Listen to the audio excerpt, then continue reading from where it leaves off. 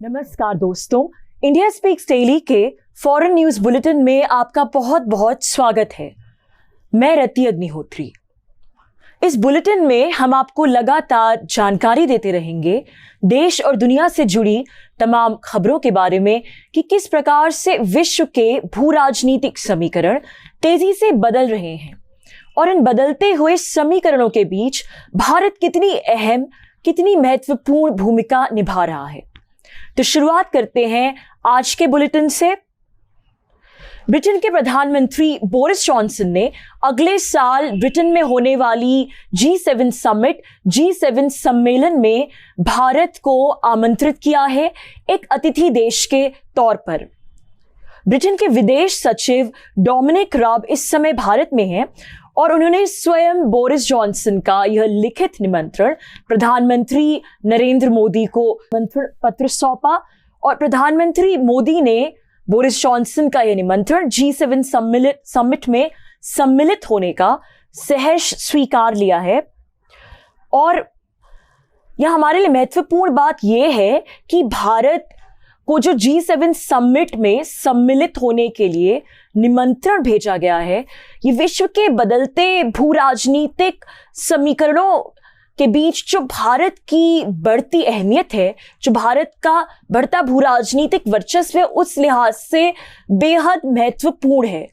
क्योंकि इस निमंत्रण से भारत के आगे जाके G7 का स्थायी सदस्य बनने के रास्ते भी खुलते हैं। क्योंकि औपचारिक तौर पर तो भारत G7 का सदस्य नहीं है। ब्रिटेन, जापान सरीखे विकसित देश G7 के सदस्य हैं, जिनकी अर्थव्यवस्थाएं बेहद सशक्त हैं, जो कि बेहद विकसित देश हैं।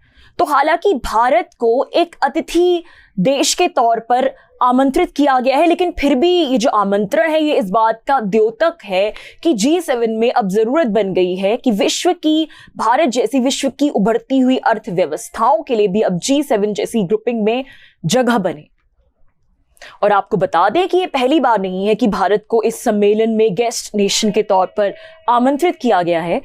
पिछले साल फ्रांस के राष्ट्रपति इमैनुअल मैक्रोन ने प्रधानमंत्री मोदी को निमंत्रण भेजा था। उस समय G7 जो है वो फ्रांस में संपन्न हुई थी और तब भी भारत ने एक अतिथि देश के तौर पर सम्मेलन में हिस्सा लिया था।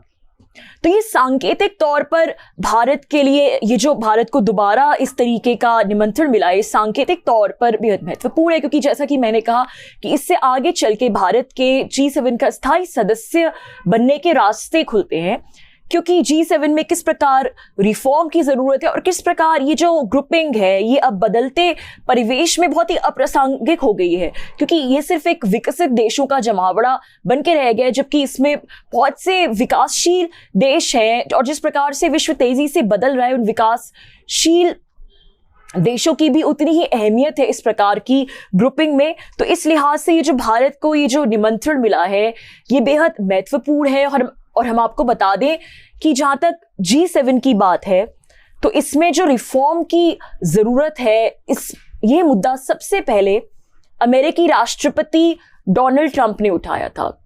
और डोनाल्ड ट्रंप ने एक बहुत ही इस बात का रैडिकल प्रस्ताव रखा था कि G7 में भारत और रशिया जैसी अर्थव्यवस्थाएं भी शामिल होनी चाहिए।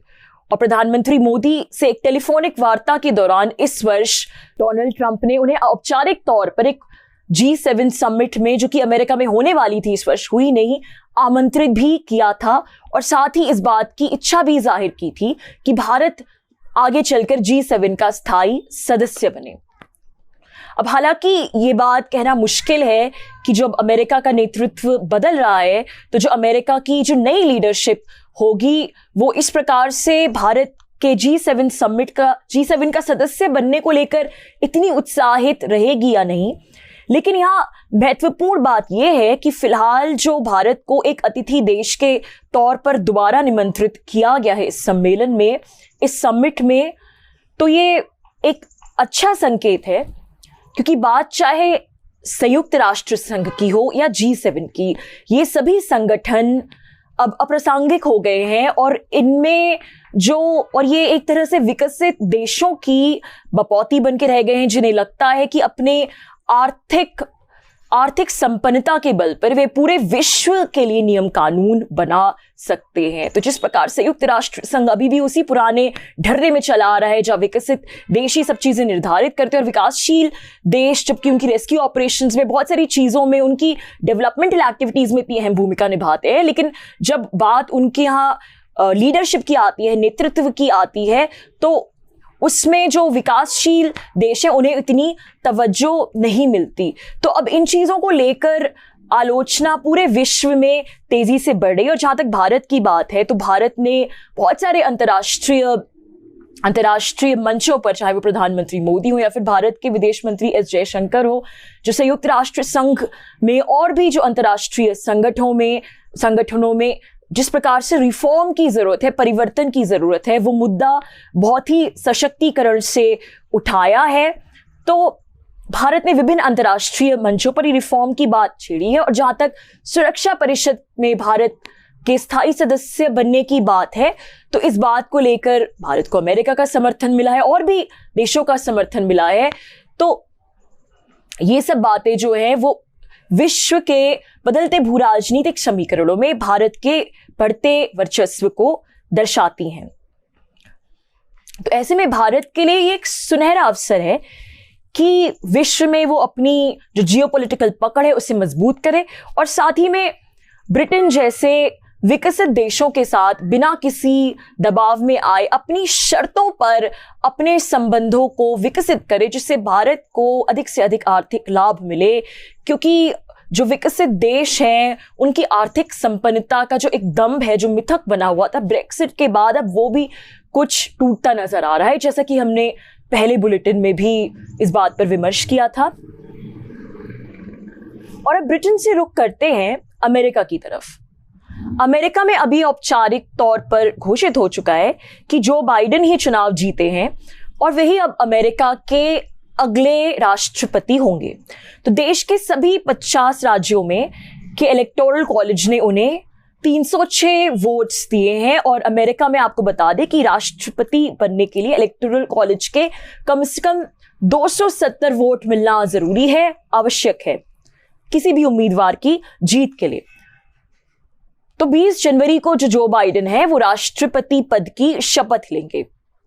अब जहां तक भारत की बात है, तो जो अमेरिका का बदलता हुआ नेतृत्व है, जो बाइडेन अब राष्ट्रपति बनेंगे, तो भारत के लिहाज से ये एक मिली जुली चीज है। भारत के लिए इससे एक मिले जुले परिणाम होंगे।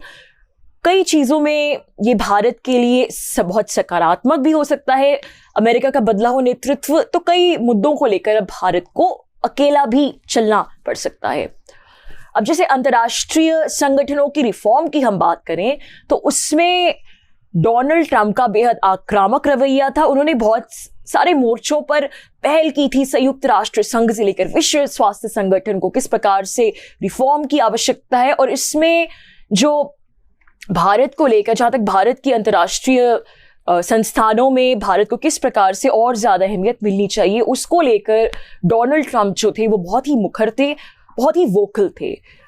तो ये एक मुद्दा है जिसमें हमें लगता है कि जो बाइडेन, जो कि अमेरिका के नए राष्ट्रपति होंगे, वो शायद अंतर्राष्ट्रीय संस्थानों की इतनी खुलकर आलोचना ना करें। उनका रवैया इस मामले में थोड़ा नर्म हो सकता है और भारत का भी वो विभिन्न मुद्दों को लेकर उस प्रकार से उतने पुरजोर तरीके से शायद समर्थन ना करे जैसा कि डोनाल्ड ट्रंप करते थे।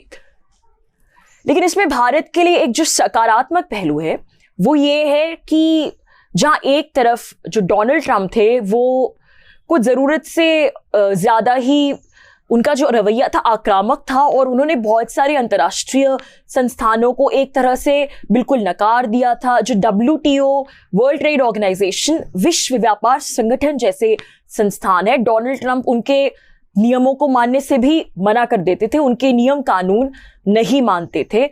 और भारत पर भी उन्होंने खासकर की आर्थिक क्षेत्र में, व्यापार के क्षेत्र में बेहद बेबुनियाद प्रतिबंध लगाए थे, जिससे भारत की अर्थव्यवस्था को नुकसान पहुंचा और भारत को आगे भी नुकसान पहुंच सकता है। जैसे कि प्रेफरेंशियल ट्रेड जो अग्रीमेंट है उसमें से भारत को हटा दिया गया था। तो ये एक बात थी कि डोनाल्ड ट्रंप चाहे वैसे कितनी भी अपनी एक सामाजिक तौर पर भारत का कितना भी दिखाएं कि वो सहयोग करते थे, सपोर्ट करते थे और विभिन्न मुद्दों को लेकर, चाहे वो बोलने में कितना भी कहते थे कि वो भारत के साथ है, लेकिन जहां बात आर्थिक मुद्दों की आती थी, जहां बात बिजनेस की आती थी, व्यापार की आती थी, वहां वो एक बहुत ही कड़ा रवैया अपनाते थे और वहां वो बिल्कुल भी भारत की या किसी भी देश की बात नहीं सुनते थे।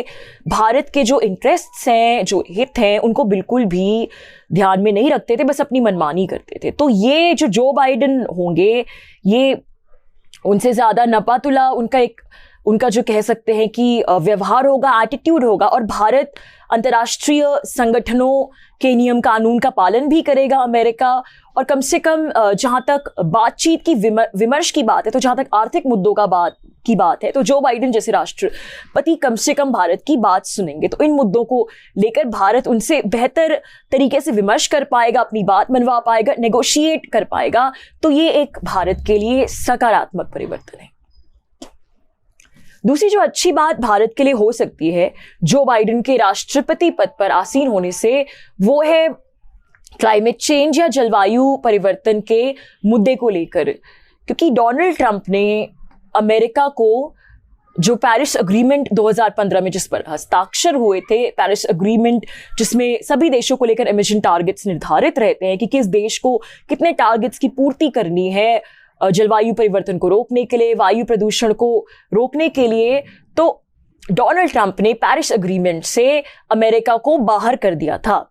डोनाल्ड ट्रंप ने साफ साफ कह दिया था कि वह पेरिस समझौते को अमेरिका नहीं मानेंगे और ये जो टारगेट्स निर्धारित हैं, अमेरिका इन टारगेट्स को बिल्कुल नहीं मानेगा और अमेरिका की किसी के प्रति भी जवाबदेही नहीं बनती। तो अब जो बाइडेन के नेतृत्व में मीडिया रिपोर्ट्स के अनुसार अमेरिका फिर से पेरिस समझौते का हिस्सा बनने वाला है, बन सकता है। तो ये भारत के लिए अच्छी बात इसीलिए है क्योंकि भारत का जो भी रवैया रहा है क्लाइमेट चेंज को लेकर, भारत की जो भी सोच रही है, भारत जलवायु परिवर्तन की समस्या को संबोधित करने के लिए अत्यधिक सक्रिय रहा है। शाश्वत ऊर्जा के क्षेत्र में उसने अंतर्राष्ट्रीय सोलर अलायंस जैसी पहल भी की है, जो कि भारत ने फ्रांस के राष्ट्रपति इमैनुअल मैक्रोन के साथ मिलकर ये पहल की थी। और इसके अलावा जो भारत सरकार की जो पॉलिसीज हैं शाश्वत, वो भी इस दिशा में है कि आगे चलकर भारत में जो शाश्वत ऊर्जा का विकास है वो और भी ज़्यादा बढ़े। फिर चाहे वो सौर ऊर्जा को लेकर भारत की पॉलिसीज हो या फिर विद्युत वाहनों को लेकर, इलेक्ट्रिक व्हीकल्स को लेकर पॉलिसीज हो, तो भारत का हमेशा से शाश्वत ऊर्जा के विकास की तरफ रुझान रहा है। और भारत ने अंतर्राष्ट्रीय मंच पर पेरिस एग्रीमेंट को भी लेकर इस बात को बहुत ही ज़्यादा स्पष्टता से रेखांकित किया है कि जो क्लाइमेट चेंज है, जो जलवायु परिवर्तन है, उसके लिए विकसित देश अत्यधिक जिम्मेदार हैं, इसलिए वो अपनी जिम्मेदारी से भाग नहीं सकते। और जहां तक एमिशन टारगेट्स की बात है, तो विकासशील और विकसित देशों के लिए बराबर टारगेट्स नहीं हो सकते, उनके लिए एक जैसे नियम कायदे नहीं हो सकते, क्योंकि विकसित देश जो है ज्यादा जिम्मेदार हैं ग्लोबल क्लाइमेट चेंज और वायु प्रदूषण के लिए। तो उनकी ये जो सोच, भारत की जो ये सोच है, उस खांचे में कम से कम जलवायु परिवर्तन के मुद्दे को लेकर शायद जो बाइडेन का अमेरिका ज्यादा फिट बैठे। तो दोस्तों, आज के लिए बस इतना ही। बहुत जल्द आपसे फिर मुलाकात होगी कुछ नई खबरों के साथ। तब तक के लिए अनुमति दीजिए। धन्यवाद।